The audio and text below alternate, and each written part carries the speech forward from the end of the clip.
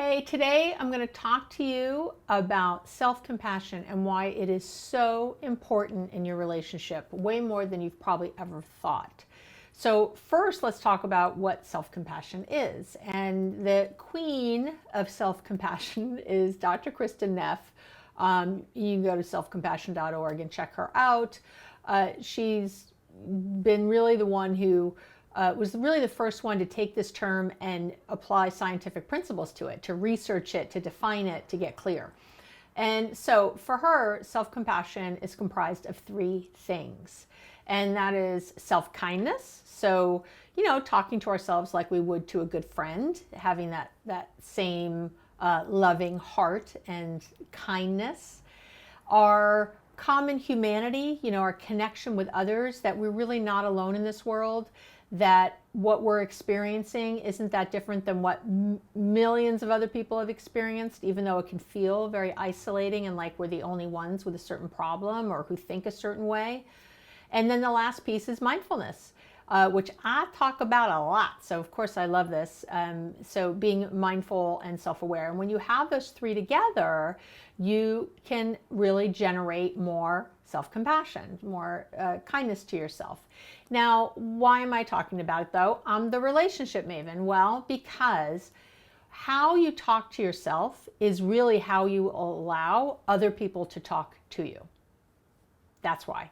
That when you're really have a harsh inner critic and really judgmental, guess what? You allow other people to be judgmental with you and harsh with you because it aligns. You're thinking, well, that's kind of how I think.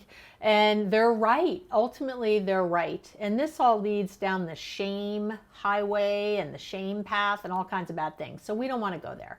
So your job is to start really looking at the way you speak to yourself and stopping it and really reality testing around that.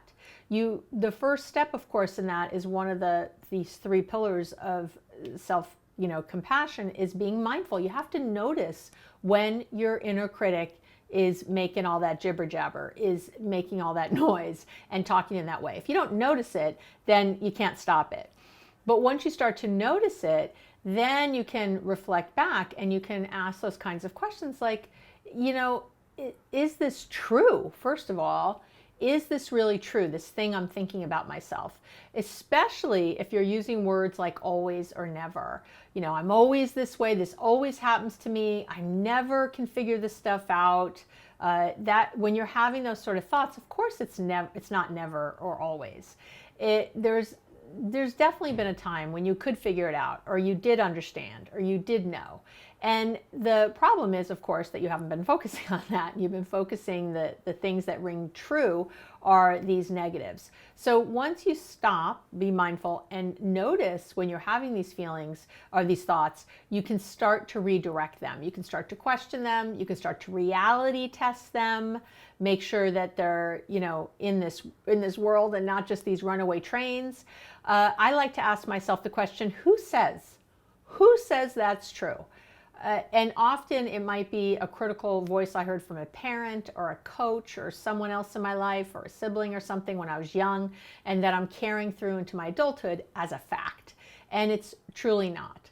So, and as you start to change that inner dialogue, as you start to catch yourself being so negative and so harsh and so mean, judgmental, and start to soften that voice. This isn't about making excuses. This isn't about sitting on your couch and eating bonbons and nothing's my fault. And it's not. Your brain tells you that. Your anxiety will lie to you and tell you, it's going to be really bad if you let this go. You need to take care of this right now. And it's not true. Of course it's not true. You're still you. You're still going to do all the good things that you should be doing. So you don't have to worry about just giving yourself a big mulligan and everything gets to be okay. That's not what I'm talking about. Self-compassion means that even if you screw up, because maybe you did screw up, it's not about, self-compassion isn't saying, oh, I didn't screw up. Self-compassion is saying, wow, I screwed up. Lots of people screw up. I'm not the first one to make this mistake. I won't be the last. How can I do this differently next time? What was going on that I made this mistake? Is it really so bad? This thing I think is so horrible. That's what you do. There's the self-compassion, and then having some kindness and gentleness with yourself about how you're going to move forward with whatever it was, or whatever's going on, or whatever your situation is. That's what it's all about. So I want you to really think about that voice in your head and start noticing how much you see or hear that voice outside in the relationships that you surround yourself with. That might be friends, that might be your partner, might be other people. But I want you to start limiting or not allowing those kinds of conversations, those sorts of criticisms to be coming at you, and to start really thinking, just as you stop the internal voice, I want you to start working on stopping the external voice.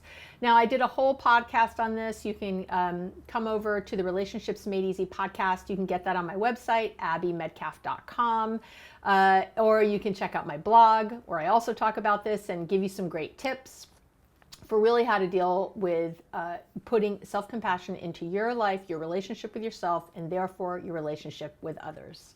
I'm Dr. Abby Medcalf. I help people create lasting change in their relationships, even if their partner won't do a thing.